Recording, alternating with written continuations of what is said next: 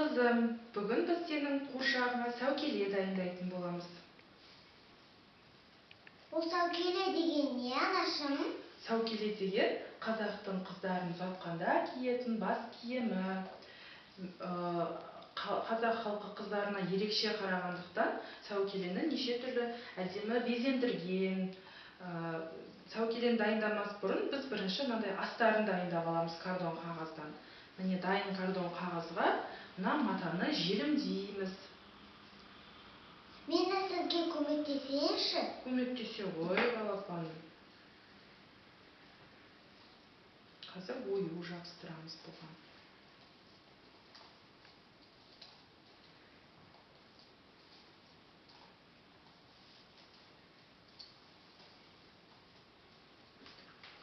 Түрлі түсті әшекейлермен сәукеленің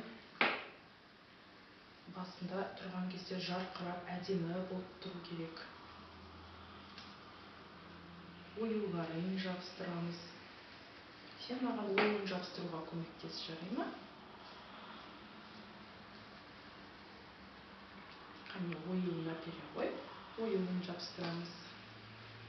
Мынаны ұстап тұр осылай.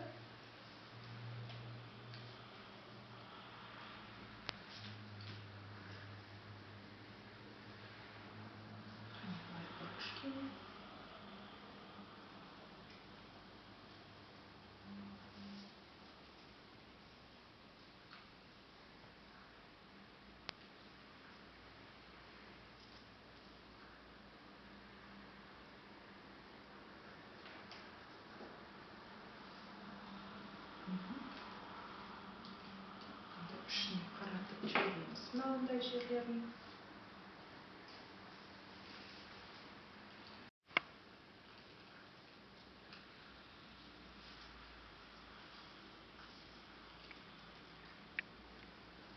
Желімдеп болдық.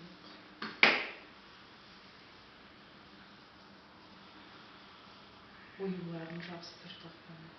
Оюын жабыстырдық. Менде де екі қолымда оюларың бар екен. Оюларым бар. Үстінде де оюлар бар. Қандай тамаша. Енді қане маған тастарын әперіп отыр, тастарын жабыстырайық. Ақ тастарын әпер. Мына қолмен ұстап отыр.